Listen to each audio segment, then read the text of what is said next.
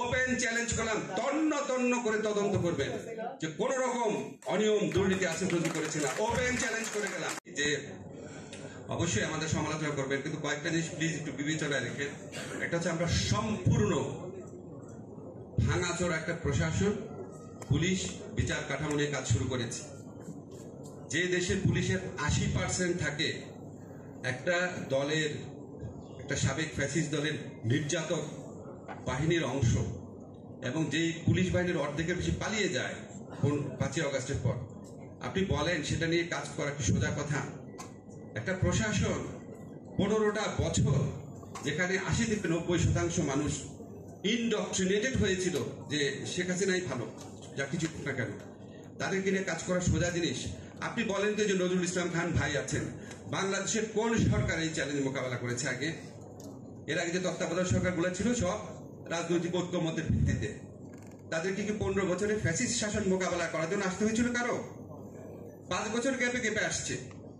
আর রাজনৈতিক সরকার যখন আসছে তাদের পিছনে বিরাট দল থাকে। এই যে আমাদের বিএনপি বলেন, আওয়ামী লীগ বলেন, জামাত বলেন, জাতীয় পার্টি বলেন, বিশেষ করে বড় যে দুটা দল আমরা বলি, তাদের তৃণমূল পর্যায়ে সংগঠন আছে। আমাদের কি আছে বলেন? আপনাদের সমর্থন ভালোবাসা ছাড়া কিছুই নাই। ফলে আপনারা যখন সমালোচনা করবেন অবশ্যই করবেন, আবার যেগুলি একটু ভালো কাজ হয় একটু সেগুলি একটু বলার চেষ্টা করেন। যেমন আমি আপনাকে একটু বলি ভালো কাজ কি। আমাকে একবার একজন অনেক বড় ইকোনমিস্ট বললো, বাংলাদেশে একটা বিস্ময়কর ঘটনা ঘটেছে। সেটা হচ্ছে বিপ্লব পরবর্তী সময় পৃথিবীর কোনো দেশে এক্সচেঞ্জ রেট একরকম থাকে না। ডলারের সাথে টাকার এক্সচেঞ্জ রেট একরকম থাকে না, কোনো দেশে থাকে নাই, শ্রীলঙ্কাতেও থাকে না, একমাত্র বাংলাদেশে থেকেছে। তা আপনারা কি কোনোদিন কেউ এটা বলেছেন? যেটা একটু বিস্ময়কর ব্যাপার। তাহলে এটা একটু আমাদের অর্থমন্ত্রী, বাংলাদেশ ব্যাংকের গভর্নর, ওনাদেরকে কেউ একটা কথা বলেছেন? এটা একটা বিস্ময়কর ব্যাপার। বিশ্বাস করেন এখানে যারা ইকোনমিস্ট আছেন, আপনি চিন্তা করে দেখেন, চিন্তা করে দেখেন। তারপরে এরকম একটু বলি, বাংলাদেশে কোনোদিন আপনি চিন্তা করেছেন গুম বিরোধী আন্তর্জাতিক কনভেনশন আমরা সাইন করব? নজরুল ভাই, স্বপন ভাইয়ের দল আসলে করতো না, কিন্তু আমরা করে দিয়েছি। গুম বিরোধী কেউ করবে না, জামাতও করবে না, কেউ করবে না, আমরা কিন্তু করে দিয়েছি। আমরা কিন্তু গুম গঠনের কমিশন গঠন করে দিয়েছি, আগে কখনো হয় নাই। তুলি এই কমিশনে কাজের ভ্যালিডিটি প্রশ্ন করেছেন। তুলি একটা কথা বলেছেন ইন্টারেস্টিং, তুলি কিন্তু আমার বোনের মতো। আমরা রাজপথে বহুবার একসঙ্গে থেকেছি। এই সরকারে আসার সময় তুলির প্রোগ্রামে যাই নাই, কিন্তু এর আগে কোনোদিন যাই নাই এটা তুলি বলতে পারবে না। একজন গেলেও আমি গিয়েছি। এখন তুলি যখন বলছিল, বলার সময় একটা কথা বললো যে গুম যারা করছে তাদের তদন্ত পুলিশ করতে পারবে? Valid question.